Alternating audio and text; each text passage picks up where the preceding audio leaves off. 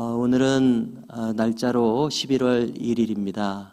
그리하여 11월 첫째 날 월삭 새벽 기도회로 모이고 있습니다.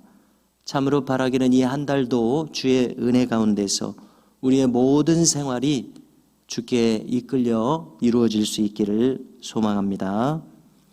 오늘부터는 디모데 전서를 다룹니다. 아시는 대로 디모데는 바울에게 있어서 아들과 같이 사랑하는 아들과 같은 이요 또 사랑하는 제자였습니다. 우리가 성경을 살펴볼 때에 바울이 처음 디모데를 만나게 된 곳은 소아시아 중부지방에 있는 루스드라를 전도할 때였습니다. 루스드라에서는 저 베드로와 요한이 처음 이적을 일으켰을 때처럼 나면서부터 걷지 못한 안진뱅이를 일으켜 세웠었던 놀라운 역사가 있었습니다. 그런데 바로 그곳에 신앙의 가문을 이어오고 있었던 디모데라는 청년이 있었던 것입니다. 바울은 이제 디모데를 데리고서 동행하게 됩니다. 그리고 바울의 뒤를 잇는 충성스러운 목회자로 디모데를 길러내게 되는 장면이 있었습니다. 바울은 이제 소아시아의 교회들을 다 돌아보았고 이후의 시간은 다시 저 북쪽 오늘날의 그리스 북부지방 마게도냐로 가서 교회들을 돌아보고자 하는 계획을 세웠고 그 계획대로 이행하고자 했습니다. 장시간 기간이 소요되므로 바울은 여기 중요한 요지인 에베소에 참으로 믿음직한 목회자를 세워두고 떠나고자 했습니다. 그래서 바울은 이 디모데를 마음에 두었었고 바울의 위임에 따라서 디모데는 에베소 교회를 돌아보는 목회자의 역할을 감당하게 된 것입니다. 이제 바울은 디모데에게 있어서 이 에베소 교회를 돌아보는 데 있어서 가장 주안점으로 생각해야 할 중요한 사안을 일러주는 것입니다. 오늘 본문에 있는 것처럼 디모데 여기 이 에베소 교회에 있어서 가장 중요한 것은 첫째로 어떤 사람들을 막으라는 겁니다. 그 사람들은 다른 교훈을 가르치는 사람들입니다. 정통적인 복음을 가르쳐야 되는데 복음에서 벗어난 것을 가르치는 사람들이 있으니 그들을 적극적으로 막아야 한다. 또 둘째로 맥락을 같이 합니다마는 신화와 족보에 몰두하는 신앙 태도를 금지하라는 것이었고요. 셋째로 그렇다면 반대로 옳은 신앙의 덕목, 자세는 무엇인가 할 때에 그 덕목은 참 우리에게도 중요한 것이 아닐 수 없습니다. 첫째로는 신앙인으로서는 청결한 마음을 가져야 되겠다. 둘째로는 선한 양심을 가져야 되겠다. 셋째는 거짓이 없는 믿음을 가져야 되겠다. 그리고 이 모든 것으로부터 종합적으로 사랑의 사람으로 나타나야 되겠다.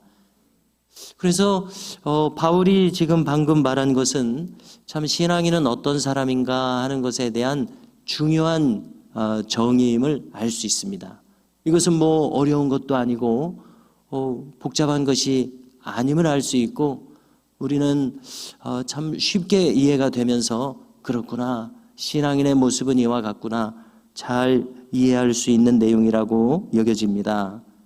다시 거론한다면 신앙인은 어떤 사람인가? 첫째, 청결한 마음을 추구해야 되겠고, 둘째로 비슷합니다. 선한 양심을 가져야 되겠고, 셋째로 거짓이 없는 믿음, 그리고 종합적으로 사랑의 사람으로 나타나야 된다는 것을 우리도 명심할 수 있기를 바랍니다. 그리고 다시 경고합니다. 그릇된 율법 교사들이 있는데 그들은 참 변론하기를 좋아하더라, 따지기를 좋아하더라, 파고들기를 좋아하더라, 이것입니다. 그래서 실상 그들이 말하는 것을 잘 들어보면 자기들이 무슨 말 하는지도 모르는 것 같더라. 그래서 가르치기 위해서 가르치는 사람들인 것 같더라, 이렇게 말하는 것 같습니다. 교훈이라고 하는 것은 교훈의 결과 어떠한 사람이 되는 것이 중요한 것 아니겠습니까? 그러나 가르치기 위해서 연구하기 위해서만 교훈한다면 이것은 정도를 벗어난 것일 것입니다. 바울은 바른 신앙의 태도를 거듭 강조하고자 합니다. 바른 신앙의 태도는 율법적 가르침을 가지고 변론하려는 태도가 결코 아니다. 진실한 신앙인이란 반드시 그에게서 사랑이 뿜어져 나온다. 이것을 지금 강조하고 있음을 알 수 있습니다. 다시 한번 바른 신앙의 사람은 예수님처럼 사랑의 사람으로 나타나야 되겠다 강조해주고 있습니다. 다시 거슬러 올라가서 바울이 권면하는 디모데의 목회의 주안점은 첫째, 어떤 사람들로 하여금 다른 교훈을 가르치지 못하게 하라는 것입니다. 그 다른 교훈이란 무엇인가? 이제 성경의 다른 곳에서 살펴본다면 바울은 갈라디아 교회를 다시 돌아보니까 거기서 아주 곤란한 어려움을 겪었습니다. 교회를 이제 세우고서 또 한참 있다가 다시 2차 순회 전도 여정을 통해서 갈라디아 교회를 방문했더니 저 유대인 출신의 성경 선생들이 이제 다녀가며 교훈을 베풀었는데 가만히 보니까 이것은 요약하면 유대적 율법주의를 가르쳐 놓고 갔습니다. 그들이 말하는 것은 한마디로 말해서 예수님의 십자가로만 충분하지 않고 너희들도 유대인들 되다시피 해야 된다, 이런 가르침이었습니다. 그러니 너희들도 구원을 받으려면 할례를 받아야 한다. 구약율법의 모든 교훈들을 다 준수해야 한다. 이것은 한마디로 말해서 율법주의로 회귀하는 것이었습니다. 이 유대적 신앙으로 회귀하는 것이었습니다.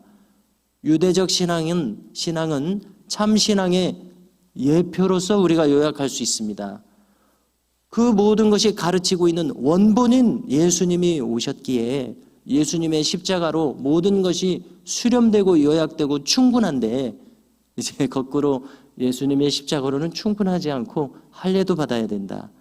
자, 유대인도 아니고 여기 오늘날의 튀르키예 사람들, 소아시아 사람들이 무슨 할례까지 받을 필요가 있겠습니까?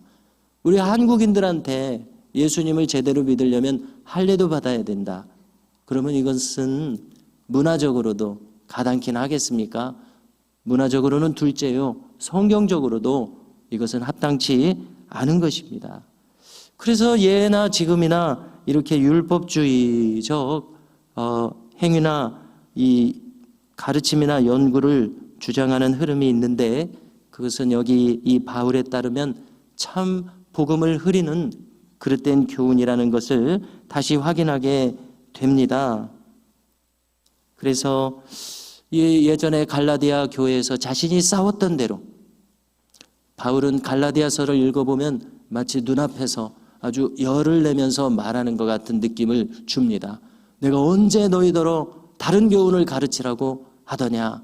언제 너희가 이 복음에서 언제 너희가 이렇게 떠났느냐? 하고 소리를 높여 이야기하는 느낌을 받습니다. 그것처럼 너도 이 그릇된 교훈과 싸워라. 순수한 복음을 지켜라. 이렇게 교훈하고 있습니다. 여기 이 신하와 족보라는 것이 언급되고 있는데요. 설명하면 길어질 것이고요. 한마디로 말해서 본질과 관계없는 이 비본질적인 곁가지들, 거기에 창념하는 것입니다. 한마디로 바울은 이것에 대해서 논평하고 있습니다. 그것은 시간 낭비다. 거기에 사람들의 정신을 혼란스럽게 만들고 많은 시간을 빼앗기게 한다. 그럴 필요가 없다. 그것은 비본질적인 것이다 라고 일갈하고 있습니다. 우리는 오늘 이 아침에 다시 한번 바울이 강조하고 있는 참 신앙의 모습을 다시 거론하면서 오늘 말씀을 마무리하고자 합니다. 진실된 믿음은 그를 사랑의 사람으로 나타나도록 한다는 것입니다.